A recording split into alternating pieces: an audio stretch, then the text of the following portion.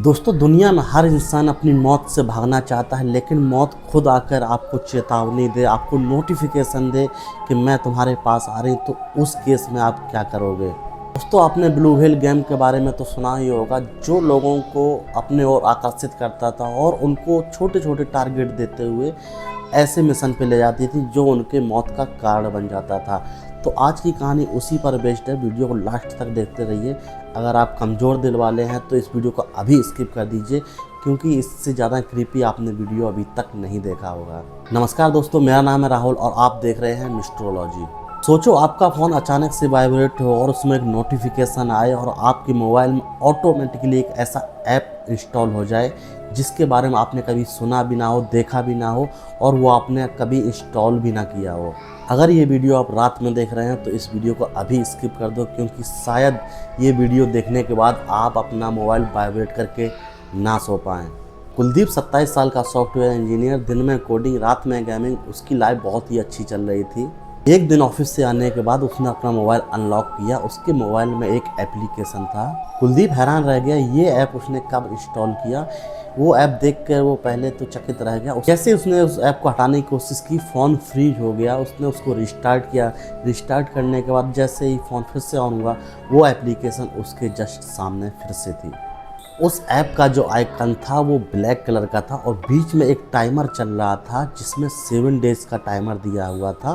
कुलदीप उस ऐप को देख के हंस पड़ा। उसने सोचा किसी उसके फ्रेंड ने उसके साथ प्रैंक किया है और उसने उस ऐप को इग्नोर कर दिया। उस ऐप को जब उसने ओपन किया था, उसके नीचे एक लाइन और लिखी थी, प्लीज़ डोंट इग्नोर मी। लेकिन कुलदीप ने उस पर ध्यान नहीं दिया और फ़ोन को लॉक करके उसने बेड पर फेंक दिया। बेड पर फेंकने के बाद जैसे ही वो बेड पर फेंकता है, एक तुरंत वाइब्रेट होता है और एक नोटिफिकेशन मैसेज आता है। उस नोटिफिकेशन में लिखा था, तुमने अपना पहला मौका खो दिया। ये देखकर कुलदीप की चेहरे की मुस्कान धीरे धीरे कम होने लगती है।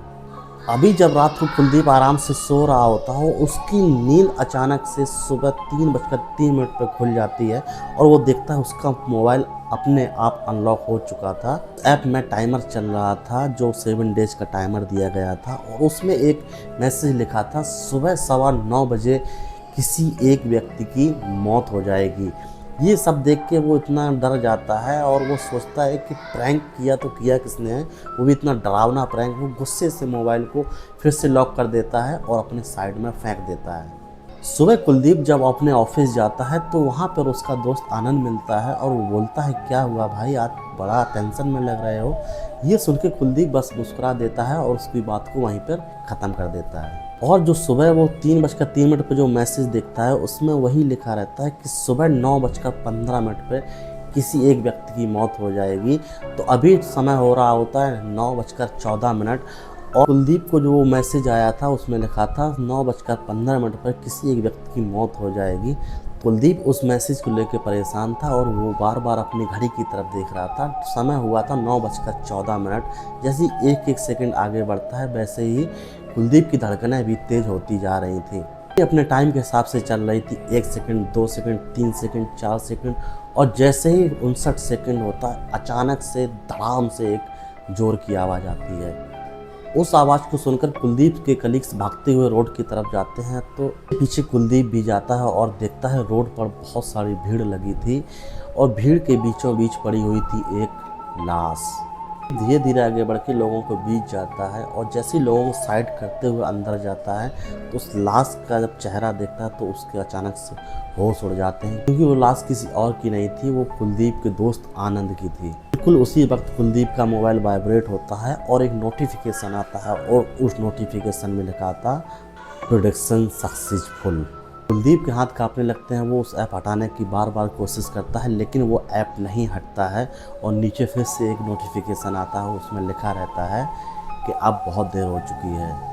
उसके बाद होता क्या है, कुलदीप जाता है पुलिस वालों के पास, उनको पूरी वारदात बताता है, लेकिन ये सब सुन के पुलिस वाले भी उसकी बात का भरोसा नहीं करते हैं। वो सोचते हैं कि ये सिर्फ एक इत्तेफाक है, एक कोइंसिडेंस है जिसकी वजह से ऐसा हुआ, लेकिन कोई भी उसकी बात का भरोसा नहीं करता।